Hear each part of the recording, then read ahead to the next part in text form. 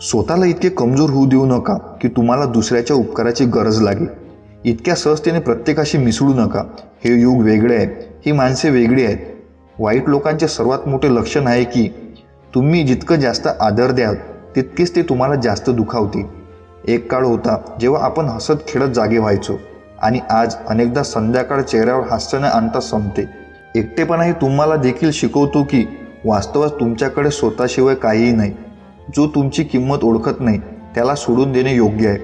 जे थोड्या काळासाठी तुमच्याजवळ होते ते फसवणारे होते. कोणालाही कधीही विशेष समजू नका, कारण सर्व समस्याचे मूळ इथूनच सुरू होते. बडाई मारून कोणालाही दुखावू नका, कारण काळ अहंकार मोडून काढतो आणि तुमच्याकडे बोलण्यासारखे काहीही शिल्लक ठेवत नाही. इतरांच्या आयुष्यात आपले स्थान शोधणे थांबवा. विश्वास ठेवा, तुम्ही नेहमी आनंदित राहाल. मी नाती खूप जवळून पाहिली आहेत. येथील माणसे एका क्षणात अनोळखी बनतात. त्या चुकांना क्षमा नाही जिथे तुम्हाला काय बरोबर आणि काय चूक आहे हे माहीत असूनही तुम्ही चुकीचा मार्ग निवडता. जर तुम्हाला आयुष्यात मोठे व्हायचे असेल तर लोकांच्या प्रभावाखाली कधी येऊ नका. कटुतेचे आयुष्य कमी केल्यास नाती खूप काळ टिकतात. घाईघाईने निर्णय घेणे नंतर पश्चाताप करण्यापेक्षा थोडा वेळ थांबून संयम ठेवणे चांगले. जे खऱ्या अर्थाने तुमचे आहे ते कधीही दुसऱ्या कोणाचे होणार नाही. योग्य कृती ती नाही जिचे परिणाम नेहमीच योग्य असतात. योग्य कृती ती आहे जिचा हेतू कधीही चुकीचा नसतो. जर तुम्हाला वेळेची जाणीव नसेल तर याचा अर्थ तुम्ही मजेत आहात. जेथे प्रत्येकाचे धैर्य संपते तेथे इतिहास घडवणारे सुरू होतात.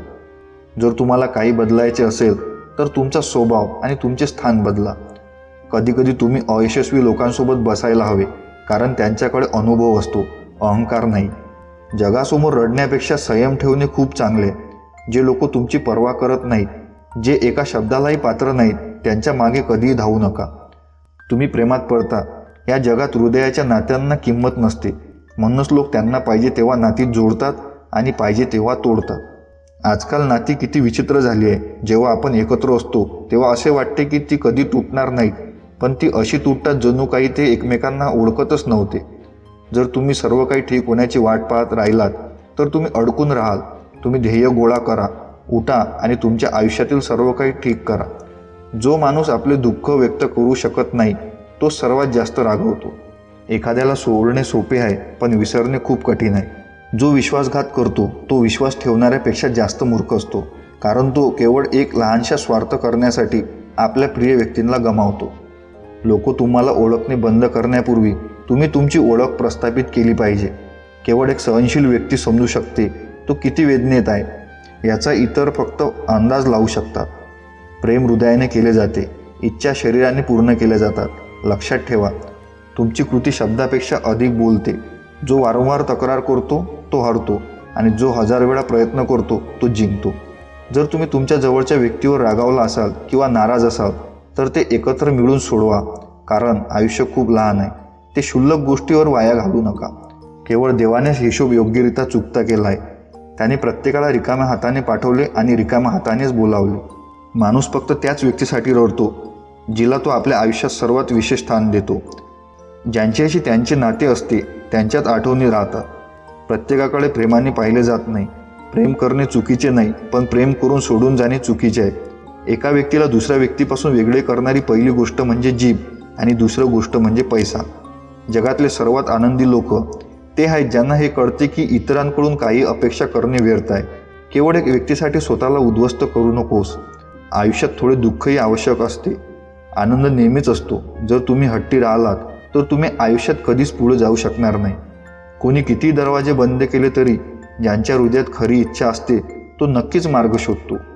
नात्यांकडे संपत्तीच्या दृष्टिकोनातून कधीही पाहू नका, कारण जी व्यक्ती तुमच्यासोबत राहते ती अनेकदा गरीब असते. आयुष्यात ज्या व्यक्तीवर मी सर्वात जास्त प्रेम करतो तीच माझ्या सर्वात जास्त फायदा घेते, कारण त्या व्यक्तीला माझी कमजोरी काय आहे हे माहीत असते. जर तुमच्या हृदयाला शांती मिळत नसेल तर ते सांगा. ज्याला जायचे आहे त्याला जाऊ द्या. तो आज राहिला तरी उद्या निघून जाईल. असे काहीतरी बोला जे दाखवेल की तुम्ही माझे आहात. एखाद्याकडे दुर्लक्ष करणे आणि व्यस्त असणे यात खूप फरक आहे. ज्यांना स्वप्न पाहायला आवडते त्यांना रात्र लहान वाटते आणि ज्यांना आपलं स्वप्न पूर्ण करायला आवडतात त्यांना दिवस लहान वाटतो. सौंदर्य आपल्याला दिसण्यात नाही तर आपण इतरांशी कसे वागतो यात आहे. जो समाज आत्महत्या स्वीकारतो तो स्वतःच्या आनंदासाठी केलेलं लग्न कधीच स्वीकारू शकत नाही. जर तुम्हाला कोणाच्या सवयी बघायच्या असतील तर त्यांचा आदर करा, आणि जर तुम्हाला कोणाचा स्वभाव बघायचा असेल तर त्यांना स्वातंत्र्य द्या. मी कमजोर आहे असा विचार करण्याची चूक करू नका. वेळ आल्यावर प्रेम कसे करावे आणि हल्ला कसा करावा हे माहीत आहे. मौन कधीही विनाकारण नसते. काही वेदना अशा असतात की त्या आवाजही काढून घेतात. वेळेवर स्वतःमध्ये बदल करणे चांगले, कारण वेळ बदलल्यास खूप वेदना होतात. आजच्या काळात ज्यांच्याकडे पैसा आणि पद आहे तोच देव आहे. आज पैसा हा नात्यांचा समानार्थी शब्द बनला आहे. तुमची कृत्ये, तुमचे वाईट वर्तन सर्व काही माफ केले जाईल. हे कलियुग आहे साहेब. येथे लोकांसोबत वाईट गोष्टी घडू शकतात किंवा नाही, पण चांगल्या लोकांसोबत वाईट गोष्टी नक्कीच घडतात. काही लोक स्वतःच्या फायद्यासाठी प्रत्येक नाते जोडतात. आपले काम करून घेतल्यानंतर प्रामाणिक लोकांचे मने तोडतात. त्यांना वाटते की त्यांच्यापेक्षा कोणी हुशार नाही, पण प्रत्यक्षात ते स्वतःचेच नशीब खराब करतात. ज्यांना जायचे असेल त्यांना जाऊ द्या. कशाला धरून राहायचे? नात्यांमध्ये प्रेम चांगले वाटते, भीक मागणे नाही. एकदा तुम्हाला वाटलं की कोणतरी तुम्हाला टाळत आहे तर त्यांना पुन्हा कधीही त्रास देऊ नका. एक मर्यादेपर्यंत दुखावल्यानंतर माणसाला शहाणपण येते. आनंद तुमच्यापासूनही दूर राहतो. ज्यांनी तुम्हाला दुखावले त्यांनाही त्रास होईल, आणि माझा विश्वास ठेवा, तुम्हालाही पाहण्याची संधी मिळेल. जो दुसऱ्यासाठी स्वतःला दुर्लक्षित करत नाही तोच खरा माणूस असतो. जर तुम्हाला कोणाचा आदर करायचा असेल तर तो तुम्ही जिवंत असताना करा. जर तुम्ही गप्प बसून सहन केले तर तुम्ही चांगले आहात, आणि जर तुम्ही बोललात तर तुम्ही वाईट आहात. प्रत्येक नात्याला मर्यादा असतात, पण जेव्हा आत्मसन्मानाचा प्रश्न येतो तेव्हा ते नाते संपवणेच उत्तम. आधारामुळे माणूस रिकामा पडतो आणि अपेक्षांमुळे तो कमजोर होतो. म्हणून दुसऱ्याच्या नाही तर स्वतःच्या शक्तीवर अवलंबून राहा. जगायला सुरुवात करा, कारण तुमच्यापेक्षा चांगला सोबती आणि सहानुभूती दाखवणारा कोणीच असू शकत नाही. नशीब आणि प्रियजन अविश्वसनीय असतात. दोघेही कधी बदलू शकतात. हळव्या मनाचे लोक सहज रडतात, पटकन नाराज होतात आणि तितक्याच लवकर माघार घेतात. मी ऐकले आहे की देवाला असे लोक आवडतात. अपेक्षा ठेवणे चुकीचे नाही, पण आपली चूक ही आहे की आपण चुकीच्या लोकांवर आशा ठेवतो. शब्दांनाही स्वतःची चव असते. बोलण्यापूर्वी एखाद्या गोष्टीची चव घेतली पाहिजे. जर ती गोष्ट आपल्याला आवडली नाही तर इतरांना ती कशी आवडेल? आणि आम्ही बघायचो की जर एखाद्या व्यक्तीने आपल्याला दुःखात आनंदी राहायला शिकवले असेल तर समजावे की तो व्यक्ती आयुष्यात यशस्वी आहे. आयुष्यात तुम्ही हसायला शिकले पाहिजे. लोक आपल्याला रडायला शिकवतील.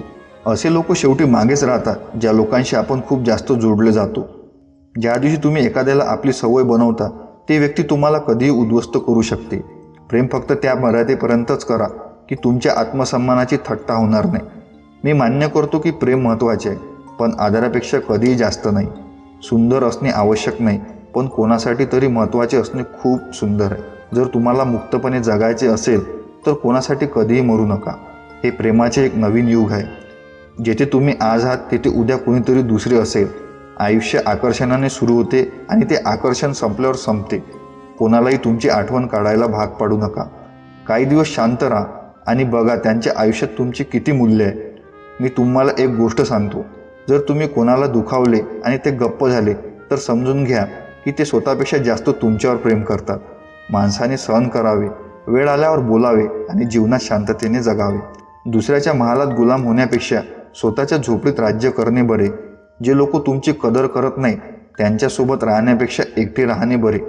जास्त विचार करणे माणसाचा सर्व आनंद हिरावून घेते. आपल्यासाठी जे महत्त्वाचे नाहीत त्यांना महत्त्व देणे हे आपण आयुष्यात केलेली सर्वात मोठी चूक आहे. आपण सरड्यासारखे रंग बदलतो. काही लोकांच्या आत तर पक्ष्यांचे घरटेच असते. धूर्त लोक निष्पाप लोकांचा हरभराच्या झाडावर चढून लुटतात. म्हणून नेहमी लक्षात ठेवा की गोड बोलण्यामागे तुम्हाला बुडण्यासाठी स्वार्थाचे महासागर वाहत असतात. पूर्वी नाती शतकांसारखी आयुष्यभर टिकणारी असायची. नंतर ती काही वर्षापुरती मर्यादित होऊ लागली, आणि आजच्या काळात नाती काही महिने आणि काही दिवसापुरतीच उरली आहेत. ती कधी सुरू झाली आणि कधी संपली हे कोणालाच कळतही नाही. जेव्हा माणूस वेदना आणि कटू शब्द दोन्ही सहन करू लागतो तेव्हा त्याला समजते. हे जाणून घ्या की आता तुम्ही जगायला शिकला आहात. तुम्ही गोष्ट सहन केल्यावर तर नाती टिकतात, तुम्ही बोललात तर ती नाती तुटतात. जेथे तुमचे स्वतःचे लोक तुम्हाला सोडून जातात तेथे यशाची सुरुवात होते. तुम्ही आत्मविश्वास टिकून ठेवला तर लोक तुमचा आदर करतील, नाहीतर लोक तुम्हाला निरुपयोगी समजू लागतील. तुम्ही फक्त तुमचे खिसे उबदार ठेवा, म्हणजे लोक नेहमीच थंड राहतील.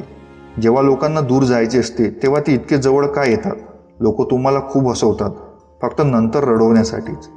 जो कमीत कमी गरजांमध्ये जगायला शिकलाय त्याच्या आयुष्यात कधीच कशाची कमतरता नसते.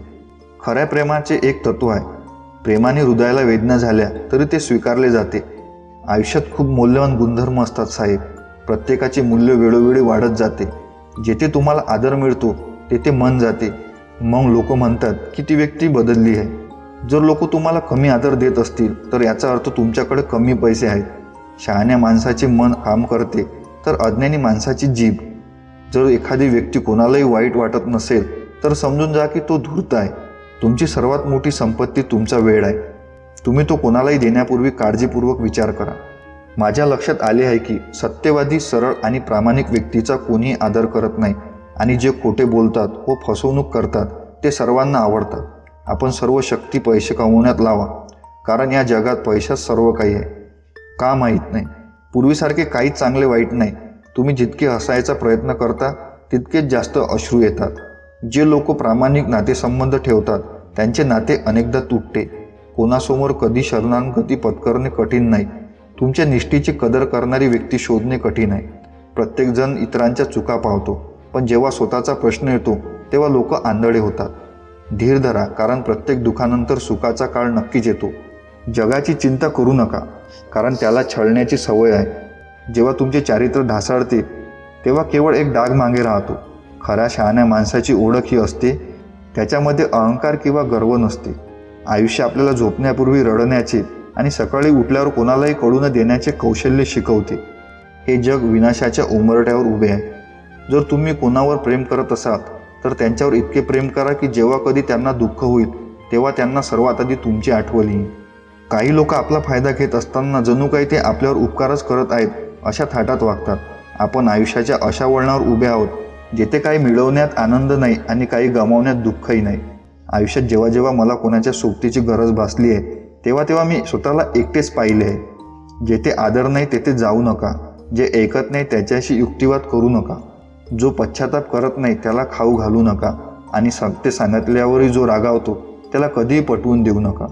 तुम्हाला आवडत नाही अशा पद्धतीने इतरांशी पटवून देण्याचा प्रयत्न करू नका. तुम्हाला जसे वागायचे नाही तसे इतरांशी वागू नका. जोपर्यंत तुम्ही काहीतरी बनत नाही तोपर्यंत कोणीही तुमचा आदर करणार नाही आणि कोणीही तुमचे ऐकणार नाही.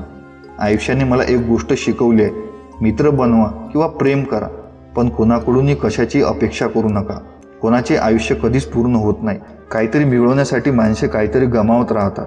ज्यांना एकटेपणा काय असतो हे माहीत असते ते नेहमीच इतरांच्या पाठीशी उभे राहतात.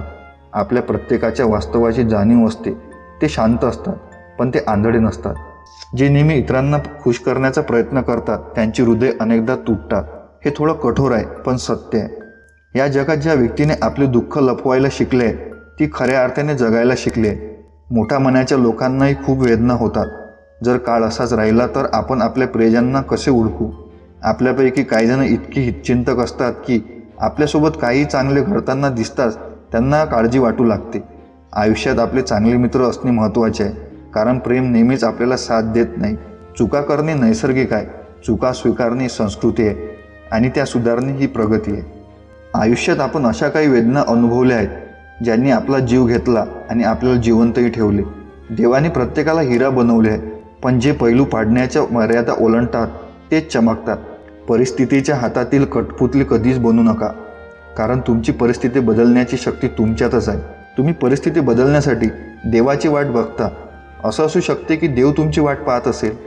तुमचा जोडीदार गरीब असला तरी तो चांगला आणि तुमचा आदर करणारा माणूस असावा.